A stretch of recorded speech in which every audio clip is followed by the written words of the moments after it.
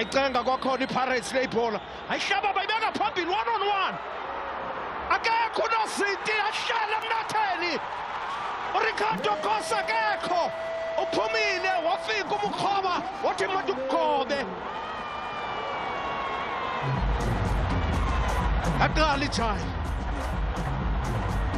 3 Orlando Pirates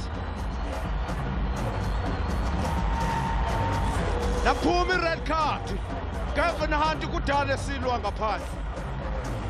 kudala silwa ngaphandle uGavin Hunt